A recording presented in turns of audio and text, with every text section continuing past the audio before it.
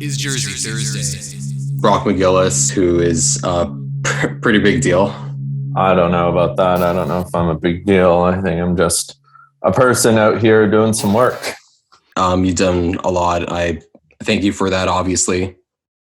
Well, thank you. I'm happy to do it. I mean, it's grueling. It's tiring at times. It's emotionally, mentally, physically exhausting, but I love it.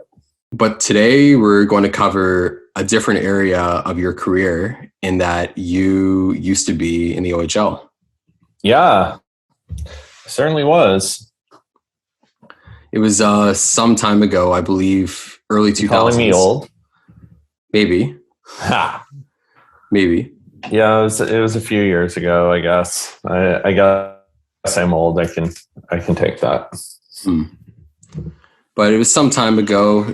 We'll be nice to him, put it in the range of 5 to 20 years ago. It's been like 20 years now. It's wild. I can't believe it. Yeah. But you spent a year in the OHL. I spent 3, actually. I was just hurt for all of them. Okay. Yeah. So I was signed in the OHL for 3 seasons in Windsor and Sault Ste. Marie. And you split your only season with those 2 teams? My only season playing. So at 17, I was signed in Windsor. I actually signed at 16 in Windsor. And 17, I signed. I was injured and I missed a bunch of the start of the season. Went down to play Junior A, and then was called back up and tore the ligaments in my ankle before I could go. So I missed that whole time. And then at 18, I was in Windsor and had a couple of, I played 7 in a row on the NHL draft list. Life's looking good. And then I started the season with mono, then that happened. And then in the 8th game, I think it was, I got my hand skated over and in Kitchener and was out for months. So they traded for another goalie, and then they traded for a 20-year-old, and I was coming in as a first-year player. So I asked for a trade. It was a bad decision. At the time, seemed like a good one. And I got traded to the Sioux. I thought I was going to get traded to Sudbury, my hometown. And I went to the Sioux. They had Ray Emery, and they traded for me thinking Ray would make the World Junior team, and I would just be back healthy and could start for them while he was gone to the World Juniors.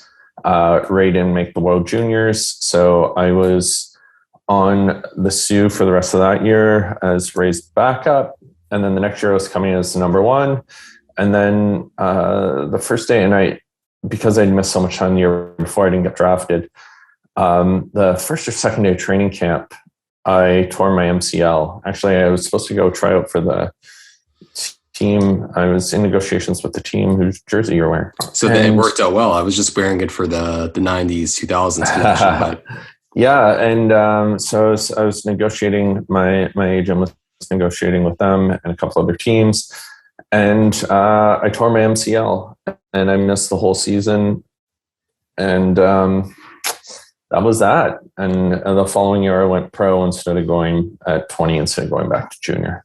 And that must have been really tough. I mean, the fact that it just didn't work out that way. Yeah, it's life. I mean, it sucks. It's difficult, but it's I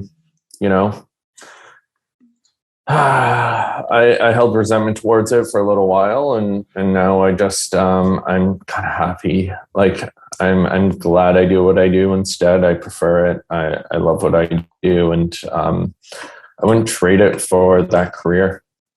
I've worn a lot of jerseys in my day. Yes. The thing I wanted to really talk to you about, just to talk about the jerseys of that era and like the jerseys that you both wore and got the chance to play against. Yeah, there were some super cool jerseys. It was a good time for jerseys in the OHL. Windsor had their jerseys at that time were super cool. Like the old school. Yeah, they had the Winnipeg Jets knockoffs still, right? Yeah. I want to see if I'm going to look for a photo of myself while we're talking. Yeah, they were cool. It was sort of like this. Hmm. Oh, that is awesome. Yeah, it was pretty dope. It was one of the cooler jerseys in the league. And even actually I went to the Sioux after, and they have great jerseys too. So I played for two of the coolest logos in the league. Well, the Spitfires, they've gone through a few changes. I was watching a video of a brawl, I believe, in like late 80s. And that's when they had those like orange, like CompuWare. I guess at some point they went back to the Jets, rip off the blue and the red. But I always liked those. Yeah, they're cool. I can't remember. It's a little different now. But I prefer. I wish they went back to those ones. Those were their best jerseys, in my opinion.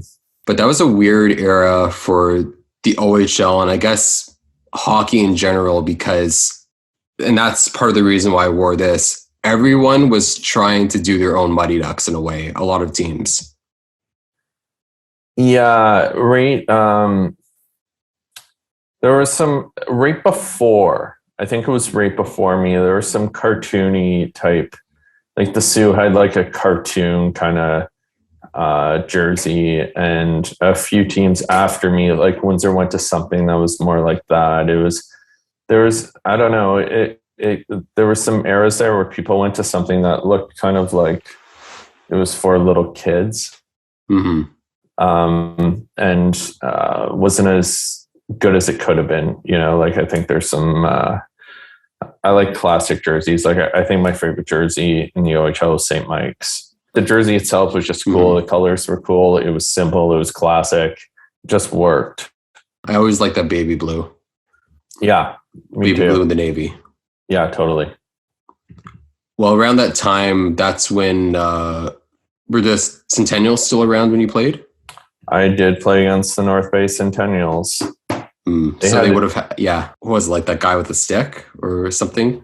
They had a cartoon one, but I think I played, like, I remember because I grew up in Sudbury. So when I think of the Centennials, I think more of the classic one that's almost like sort of Boston Bruins colors. Well, there's a few teams that had a Bruins-esque kind of look. In the O? Yeah, Kingston. Yeah, the Centennials. Mm-hmm. Trying to think who else. That might have been it at that point. Well, historically, I guess you can throw the Generals in there, but that was like a while. Yeah, I don't know. Those ones I only know they're red New York ones. Rangers. Yeah, or like white with the red and blue. When you got onto Windsor, when you got those jerseys originally, how did you kind of feel about representing that like team? I think when you're a kid and you grow up in a community where junior hockey has so much importance in the community, it wouldn't matter which jersey I wore. Like I just was so excited to be in the league at first. I think that novelty wears off on players after a while, and then you want to play more and you want to be integral to winning. And I think if more players came in with that attitude, they'd be better off if they looked at it as development as opposed to just being excited to wear the jersey. I think that's where people go kind of awry in their career paths, especially if you come from a smaller community where that's the biggest deal. And even more so in a city like Sault Ste. Marie, where it's less close, like an NHL team like Windsor was. Yeah, Windsor still, I think Windsor and the Sioux, any town, like I get that Detroit's across the border, but it was still at that point in time with the arena downtown, it was still the most important thing in the community. Like it had a lot of significance in Windsor. There was a lot of fans who probably didn't have the privilege of being able to go to NHL games, whether they couldn't afford it or whatever it was, that came to the games. There was people like generational season ticket holders and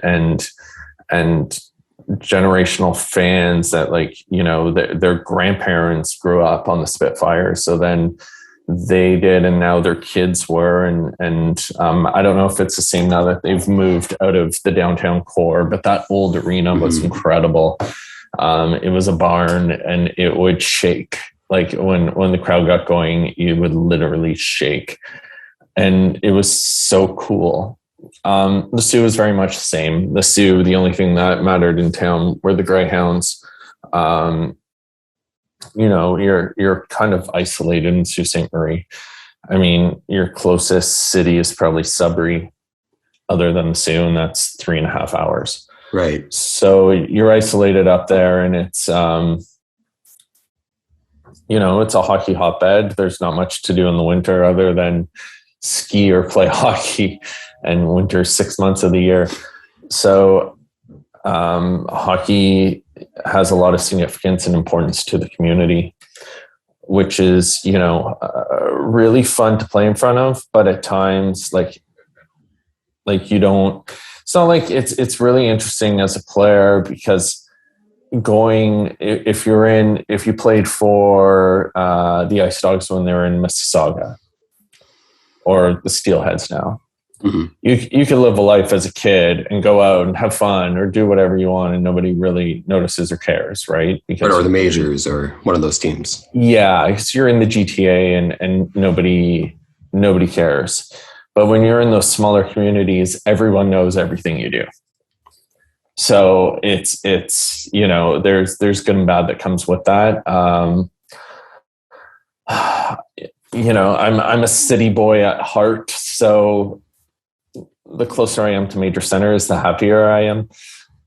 But it was cool to live there, especially since it was so close to home. I got to see my family quite a bit, and they would come. Even my younger brother was playing minor hockey at the time, and he would have games in town. Some of my friends were either playing U18, AAA, or Junior A, and they would come to town quite a bit. So I get to see friends or family a lot when I was in the Sioux, so that was a lot of fun. But yeah, both those towns are like hockey. That's all people care about. I did also want to ask about your time playing for the Kalamazoo Wings. Oh, that was an interesting place. Sadly, my time there was weird. There's and probably a different podcast, probably a different show, but I had a lot of injuries in my career, and I think it had a lot to do with what I was struggling with, my sexuality. And when I was there, I got hurt in training camp, came home, was out for 3 months.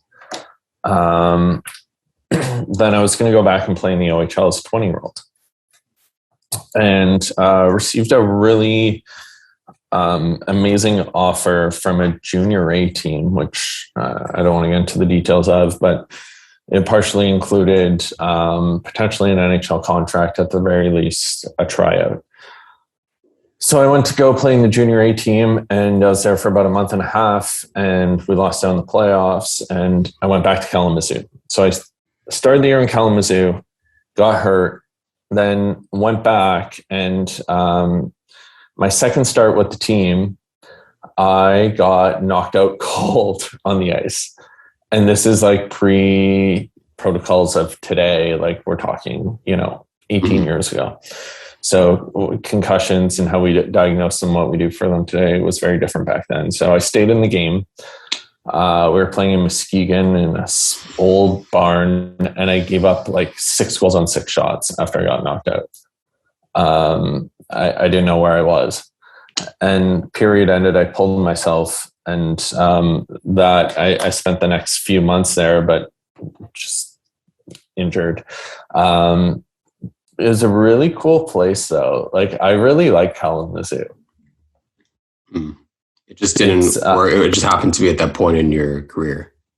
Yeah, I was just injured. Like, it was just fluky injuries, bad stuff happening. My life was kind of a mess. And but I really loved playing there. Like, it was a cool town. It was really neat because I think it's Western Michigan's there, and it's really big, like in terms of sports and whatnot. So it was a fun place. They have diehard fans, like they don't mess around there. And Derek Jeter's from there, which I found pretty cool. Oh, wow.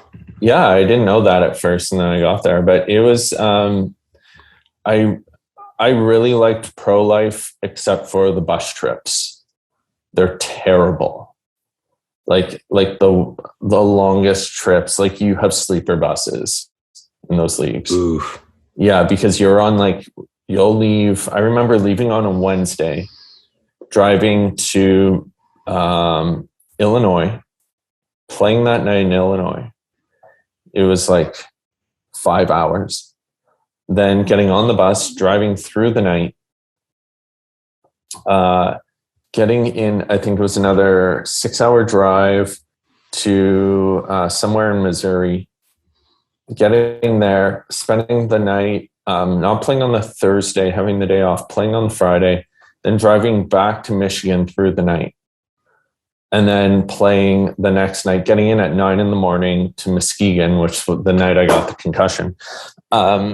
Driving through the night to Muskegon, getting in at 9 a.m, checking into a hotel, sleeping for a few hours, playing a game that night, and then getting back on the bus to Kalamazoo, which is 2 hours away. Then the next day, having to get up early because there's an afternoon game in Fort Wayne, Indiana. Jeez, that is brutal. Yeah, it was nonstop like that. And I hate that. Like, I don't put me on a bus that long. I'm not a happy camper. And especially since you're like, I mean, you're with the team and everything, but at the same time, it's like, you're with the team 24/7. Yeah. You have no privacy, no alone time. You're, and especially at that point in my life, like, I was really struggling, and there was no time just to be by myself, and I'd isolated myself from a lot of people. So I needed alone time, and I couldn't get it. It was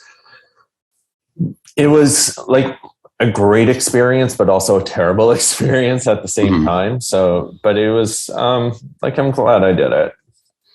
I've always just liked the Kalamazoo Wings identity, Michigan K Wings. Yeah. And this was when they were, was the United Hockey League? Yeah, this was a year before the United League and the East Coast League merged. Right after that. And so it was really weird. There used to be 3. So the AHL is considered a AAA league. And there's 3 AA leagues. So the United League, the East Coast League, and there's the Western Hockey or West Coast Hockey League or something like that. And eventually they all merged to become the CHL, which makes no sense because there's like teams all over. Well, it was always weird when they had the Alaska team in the ECHL, and it's the most far-fetched. Well, because they used to be in the Western League, right? And then, but they just, it made sense to amalgamate them all and then have partnerships with AHL teams and NHL teams so that players can go up and down. And I think it made it a little more organized for minor pro hockey. It made it a little more, I'm sure they have better regulations on travel and whatnot than when I played. So I think it's helped a great deal. No, of course. And their jerseys are cool. Like, it's similar coloring to the Windsor jerseys, but right. Because they were already back to the red and the blue by then. Yeah, but they were super cool. Like you'd have like Kalamazoo down it, or the big wings, kind of with the K wings in it. I love those wings. I have a picture. But yeah, that was a really cool spot. I really enjoyed my time there. Yeah, it was a K wing. Oh, that is beautiful. Yeah. What I love is that they've never essentially changed that logo for years. Like when they were the Dallas affiliate, like then when they used to call them the Michigan K Wings, they had the exact same logo, but just like the gold and the green. Yeah, it's That is pretty amazing. cool. I wish no matter what team they were with, they kept those colors. The colors are really cool with it.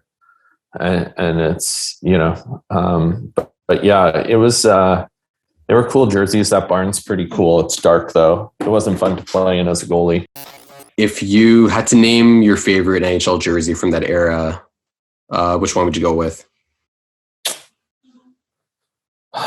I've always been partial to Montreal. I think it's classic. It's clean. It's, it's, it when you see it. I like the traditional jerseys. Though at the same time, I became in that era, I was a big Patrick Roy fan growing up. Thank you. So he was my favorite player. So I really enjoyed the Avalanche jersey of that time. The colors were cool. It was my favorite, color combo. But yeah, I think those two would probably be my two favorites. And this would be around the time the Avalanche had the lighter burgundy too, which was just beautiful. Though my favorite jersey I played on was when I was in Europe. That is amazing. Yeah. Yeah, the color combo, the pads with it. I have so many questions about the pads because I'm a huge nerd for like pad jersey combos. Yeah. we would be here all day if I asked every question about the pads. Well, let's hit me with a couple. All right. Zoom in a bit. Is that green? Yes, green and yellow. All right. Why'd you go with the green and yellow? I mean, not the yellow, the green specifically. I've never seen it. I've never seen that color, that color of green on a pad at that point. And I thought the yellow would be a better accent color than a full yellow pad. Flurry might have had, but this is like a different yellow. I think it's a little more yellow than the gold. It has some like streaks that kind of just flow in it. Yeah. So the streaks are cool. Like they flow nicely. And it was, I don't know. I thought the green was so fascinating. And like with the yellow streaks, it popped. And I think the white mask just like kind of pulls it all together. Yeah. Like I was going to get it painted, but I honestly, at that point, I never had a painted mask anywhere I played. So I was just rolled with the white or black. I didn't care for paint jobs. I thought it was like, nah, I don't need it. So I rolled with it, and I always found it difficult to break in blockers. So I was still using my old blocker in that photo. So you had the Arthur's Urbe move? But it came I eventually broke it in, but even the stick, like the white helmet with the white stick and it has, green and yellow. Well, that's just fantastic. Yeah. And it's those RBK pads, from like that era. Yeah. They were awesome. They were some of my favorite pads I've ever worn. That gear is my favorite gear. And, those jerseys were great. I think our other ones were green. So that's where the green came from. Yeah, and there was green on that jersey too. It's just, it was smaller, but I think the other jersey was fully green. So our away jersey was yellow, our home jersey was green. I'm going to see if I have a picture. It's clever because that way the green can pop out in a different way. Yes. With the home set. Totally. Let me see if I have one.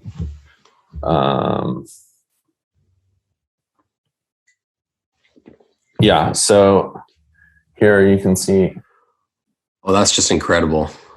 Yeah, green jersey with the green, matching green pads, still unbroken in the blocker.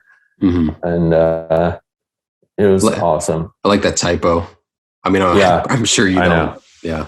Oh, I didn't care. Whatever. But Could've just no, rolled with it. those were some of my favorite. That was my favorite set, I think. Mhm. You know, at that time. I'm trying to think of any other good ones. What color was your set in Windsor? Was it the same color as the jerseys? The gear. Yeah. Let me find it. So my first year when I got sent down, I was rocking Coho. Nice. So I was wearing my Windsor stuff and I was in Elmira, which didn't match at all, but whatever, they paid for it. So, I'm not going to say no. And then, when I was in Windsor, I was using, it's funny because when I went to the Sioux, I got traded and so this was my gear in Windsor that I then wore in the Sioux the rest of that year, because this is before like pad skins and stuff. Right. But it kind of meshes well. Like it's not too. I think if you saw it in person as opposed to on a phone, like it's black, red, and gray with blue and red pads. I think it would be more like jarring if it was like green and gold pads with the Sioux colors. Yeah, but it was fun times.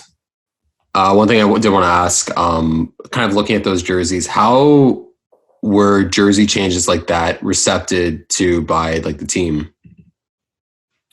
Like the players? Yeah, because you did talk about how like it was just kind of like a job that you kind of went in and then you just played for the team. But when a jersey change like that came in the minors or in juniors, how would it usually be like recepted to? I think it mattered more to the fans, to be honest with you, good or bad. I mean, I think people, like, if the jersey was ridiculous, everyone would be like, really? You know, like those cartoony jerseys are little. And now you look back on them and how poorly they've aged over time. And it's sort of like, what were people thinking? But I think players probably felt that way at that time. For the rest of it, I don't think anyone really noticed or cared. Like players change teams so often. You know, I think they care more about gear than they do jerseys themselves. Like there's some sets people will really be into some sets, or they'll have favorites in the league. But ultimately, if you're getting traded or playing pro and you jump to different teams, after a while, it's like, you know, you're just putting on a jersey and playing the sport you love. So it doesn't have that same feeling. I'm sure that first one's really special. Like there's more nostalgia there, right? So the first time I put on a Spitfire jersey, it was like, wow, I'm in the OHL. And the first time I put on a Wings jersey in my first pro game, it's like, you know, you're like, holy geez. Or even when I went to Europe and that type of thing, more so than like over time, it's like just saying, all right, I'm in the Sioux. Okay, I'll put a Sioux jersey on now. If I'm in pro, I'll put a pro. Like yeah, the novelty kind of wears off after the first time. Yeah, sort of. Well, wrapping it up, I want to thank you so much for coming on. I know it was like a little short talk about OHL jerseys, but what better person to talk about it with than someone who got to wear some? Yeah, no, thanks for having me. It was a lot of fun. Yeah, and the word I was looking for was amplifying. Oh, that's a good word. It's a good word. Yeah, but thank you so much. I know there's so many other hockey fans and just general people that would agree with me for amplifying a lot of the issues going on in hockey. I know it's been a very, very, very tough month to be a hockey fan. Yeah, it's been sort of mentally, physically, emotionally exhausting, I think would be fair way to put it. And I don't think it'll let up anytime soon. So, but we must persevere and push on and keep working to make the sport better. Absolutely. And you are one of the people that are the driving force of doing that. And on behalf of myself, and I'm sure tons of other people, I thank you for that. Well, thank you. And thank you for having me.